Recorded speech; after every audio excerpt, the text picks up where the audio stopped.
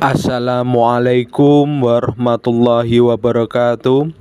Halo semua, apa kabar? Semoga selalu dalam keadaan baik. Hari ini kami akan mendiskusikan sebuah topik yang menarik. Sebelum kami mulai diskusinya, alangkah baiknya kita terlebih dahulu memperkenalkan diri. Kami dari kelompok 10 mahasiswa S2 Pendidikan Dasar Universitas Negeri Malang yang beranggotakan yang pertama Ibu Isti Romawanti dari kelas D. Yang kedua Ibu Mada Kartikasari dari kelas E. Yang ketiga Ibu Lulu Nurhamidah Ulfa dari kelas F.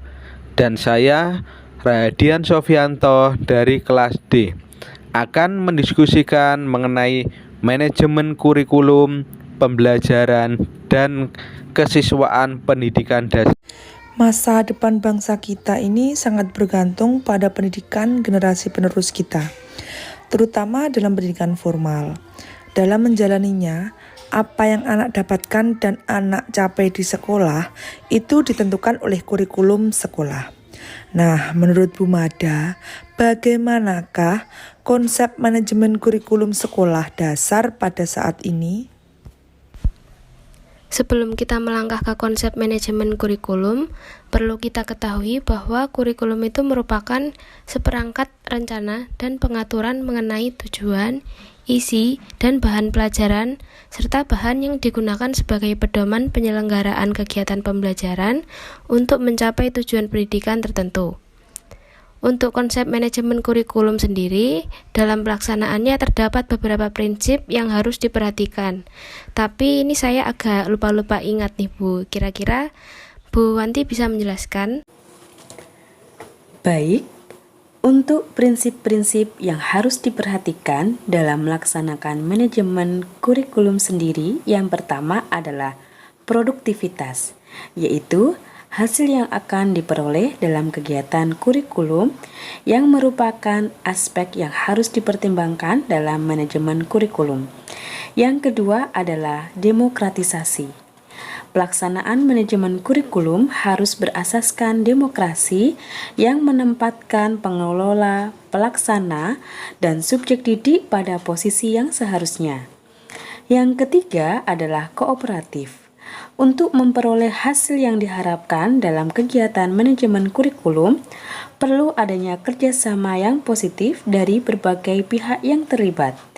Yang keempat, efektivitas dan efisiensi, yaitu rangkaian kegiatan manajemen kurikulum harus mempertimbangkan efektivitas dan efisiensi untuk mencapai tujuan kurikulum. Dan yang terakhir, mengarahkan visi, misi, dan tujuan yang ditetapkan dalam kurikulum. Melihat dari prinsip-prinsip pelaksanaan manajemen kurikulum tersebut, sepertinya ruang lingkup manajemen kurikulum di satuan pendidikan sangat luas ya. Iya, benar sekali Bapak. Ruang lingkup manajemen kurikulum di satuan pendidikan itu sangat luas karena berkaitan dengan banyak hal. Ruang lingkupnya itu meliputi perencanaan, pengorganisasian atau pengembangan, pelaksanaan dan evaluasi kurikulum. Dalam tahap perencanaannya pun harus dimulai dengan analisis kebutuhan, penentuan mata pelajaran, struktur dan desain kurikulum. Kemudian baru menyusun rencana. Mengenai tahap pelaksanaan manajemen kurikulum, apakah ada unsur-unsur yang dapat mendorong proses pelaksanaannya? Tentu ada, Ibu. Dalam tahap pelaksanaan atau implementasinya, sangat diperlukan unsur-unsur yang dapat mendorong proses pelaksanaan manajemen kurikulum, terutama unsur personal, yaitu kepala sekolah, guru, peserta didik, sumber belajar, sarana prasarana, dan kurikulum. Selain unsur-unsur tersebut, ada faktor pendukung implementasi kurikulum dalam kegiatan belajar mengajar, seperti faktor guru, faktor peserta didik yang meliputi bakat, pengetahuan, sikap, usia, jenis kelamin, sosial ekonomi, dan faktor lingkungan. Setelah kita berdiskusi mengenai konsep manajemen kurikulum. Sekarang kita bahas mengenai manajemen pembelajaran. Sebuah pembelajaran itu memerlukan tata kelola dan desain kegiatan pembelajaran dari awal sampai akhir agar kegiatan pembelajaran tersebut berjalan dengan baik. Kira-kira siapa ya yang bertanggung jawab atas desain tersebut? Tentu pendidik. Jadi peran pendidik adalah sebagai manajer yang mampu memanajemen kegiatan dengan baik. Berarti manajemen pembelajaran dapat dikatakan sebagai kekuatan utama dalam sebuah kegiatan pembelajaran ya. Karena setelah ditelaah, dalam proses manajemen kegiatan pembelajaran pun terdapat tahap-tahap untuk tercapainya tujuan yang diinginkan dalam sebuah pembelajaran. Mulai dari merencanakan, mengorganisasikan, dan memimpin pembelajaran sesuai dengan materi. Betul sekali. Dan dalam proses tersebut diharapkan dapat mempengaruhi perubahan sikap, keterampilan, dan pengetahuan siswa menjadi lebih baik. Selain itu, dalam memanajemen pembelajaran juga bertujuan untuk meningkatkan aktivitas dan meningkatkan disiplin siswa.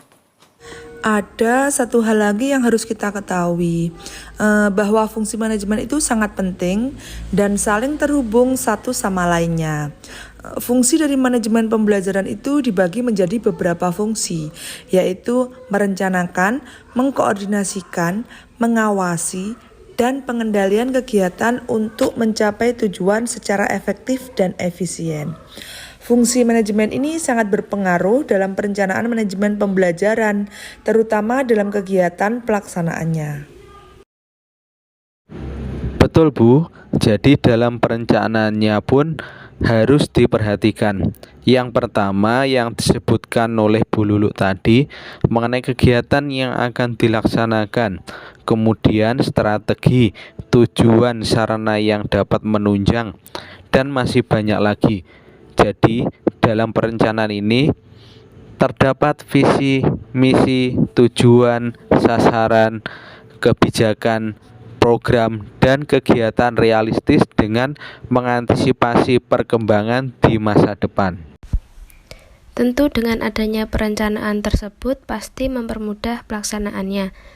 Dengan merencanakan pembelajaran ini, kita bisa mengetahui kejelasan kompetensi yang harus dicapai peserta didik, serta efisien dalam proses pembelajaran. Dapat dikatakan, perencanaan manajemen pembelajaran itu sebagai sebuah sistem. Maka dari itu, perlu didukung oleh prinsip dan prosedur yang jelas dan tegas. Karena dalam merancang perencanaannya pun pasti dibutuhkan skema dan konstruk keilmuan yang dapat digunakan untuk pengukuran terhadap masalah yang nantinya muncul. Betul sekali Bu Wanti, karena masalah-masalah yang muncul ini sangat berpengaruh dalam pembelajaran, seperti masalah mengenai arah dan tujuan, masalah evaluasi, masalah isi, dan urutan materi pembelajaran, masalah metode dan hambatan-hambatan yang terjadi dalam pembelajaran. Masalahnya sangat rawan. Memang suatu kesuksesan dan kegagalan dalam pembelajaran itu sangat tergantung pada kemampuan guru dalam memimpin dan mengolah suatu kelas. Seperti yang disampaikan oleh Bapak Pendidikan kita, Ki Hajar Dewantoro, bahwa pemimpin yang baik harus menjalankan fungsi ing angsa sung tulodo, ing madya mangun karsa, tutwuri handayani. Setuju Pak, kesuksesan pembelajaran itu sangat bergantung pada pendidiknya.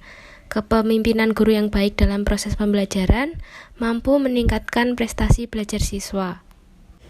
Kepemimpinan itu memang proses yang mempengaruhi suatu kelompok agar mereka mau bekerja keras untuk meraih suatu tujuan kelompok. Kalau dalam pembelajaran ya gurulah yang mempengaruhi anak didiknya. Betul sekali Bu Lulu. Dalam kegiatan pembelajaran juga perlu pengawasan yang dilakukan oleh seorang guru untuk menentukan apakah semua sudah berjalan dan dilaksanakan sesuai dengan tujuan yang telah ditetapkan.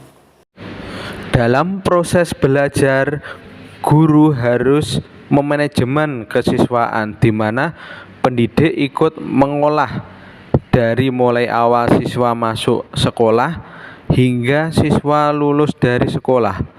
Menurut Bu Wanti, apa saja yang perlu dilakukan dalam manajemen kesiswaan? Yang perlu diperhatikan menurut saya adalah perencanaan, karena itu sangat penting. Jadi, yang pertama perencanaan peserta didik, kemudian penerimaan siswa, orientasi, pengelompokan, presensi siswa, mutasi dan dropout siswa, organisasi siswa, kelulusan dan alumni siswa, sampai evaluasi siswa. Berarti tujuan manajemen kesiswaan itu untuk mengatur kegiatan siswa selama di sekolah sesuai dengan visi misi sekolah.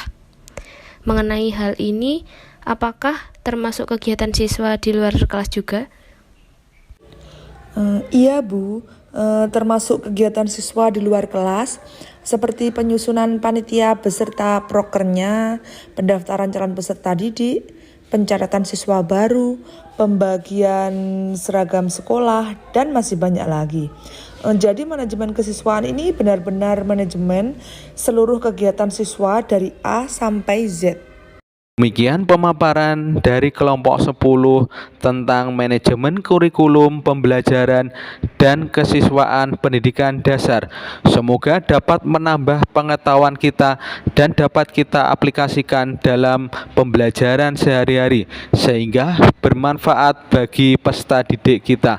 Ada kurang lebihnya kami mohon maaf. Ihdinas siratal mustaqim. Wassalamualaikum warahmatullahi wabarakatuh.